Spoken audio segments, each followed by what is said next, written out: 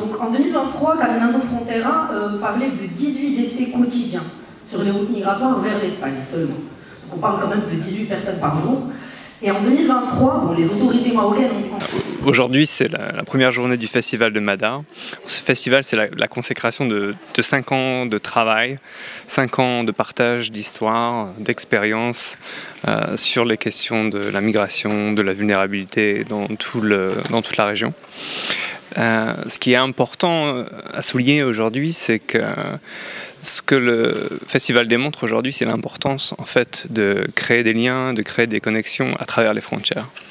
La force du réseau Madar, c'est de rassembler en fait des gens à travers les frontières, ce qui est très important, des gens qui viennent d'Europe, des gens qui viennent d'Afrique du Nord, notamment de l'Algérie, le Maroc, la Tunisie, et des gens qui travaillent dans des secteurs totalement différents, des journalistes, des gens qui viennent de la société civile, des chercheurs, des leaders communautaires.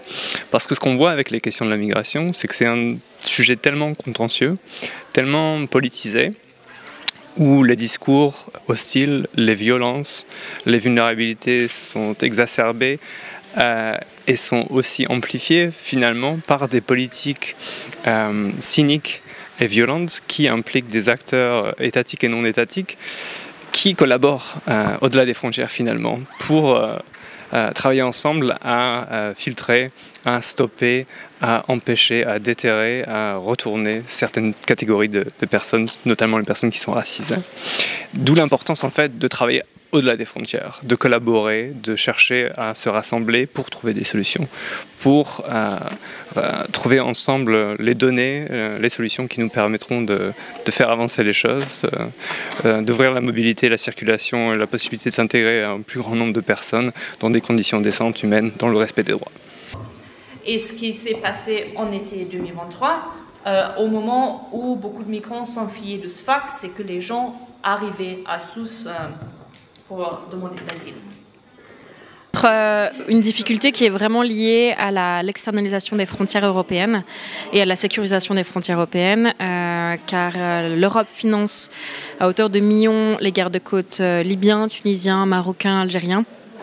Et ceci se traduit par des interceptions, donc les personnes qui tentent de fuir sont interceptées, ramenées dans des centres de détention, de déportation aussi en Tunisie, au désert, etc. Et le taux de mortalité explose parce que l'accent n'est plus porté sur le sauvetage, mais est porté sur la sécurisation et sur l'endiguement des flux. Et en plus de ça, les ONG comme la nôtre sont criminalisées pour le travail vital qui est de sauver des vies. Et les États européens font pression sur les ONG citoyennes telles que SOS Méditerranée. On a des barrières juridiques, des barrières administratives à faire notre travail. Et c'est totalement le monde à l'envers parce qu'une association comme la nôtre, elle répond au droit maritime international. Et ce sont les États européens actuellement qui ne répondent pas à leur obligation de sauver des vies en mer. Et pourtant, c'est nous qui sommes criminalisés, qui ont toutes ces barrières juridiques où des fois le bateau est empêché d'opérer, est empêché de sauver des vies, alors qu'il n'y a plus d'autres navires sur place et les personnes continuent à fuir quoi qu'il arrive, donc le taux de mortalité explose. Au fil des années de travail avec la société civile, à accompagner des populations dites vulnérables, j'ai vu que l'approche d'Assistana et l'accompagnement des personnes comme étant des bénéficiaires victimes qui ont besoin d'aide ne fonctionnait pas. Et que quelque part on reproduisait des schémas de domination qui maintiennent la situation telle qu'elle est. Donc j'ai peut dire qu'on a beau injecter des milliards et des milliards à répéter les mêmes projets, ça ne va pas pouvoir faire une transformation réelle.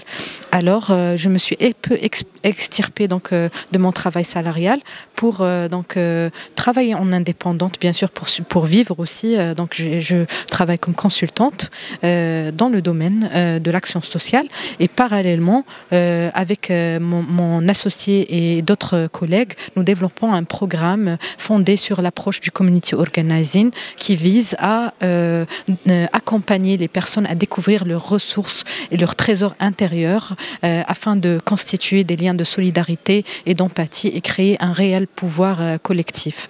et ceci dans le but de la cohésion sociale et pour qu'on puisse avoir enfin une société où chacune a sa place digne et des relations saines entre les personnes et qu'on puisse être dans des rapports égalitaires.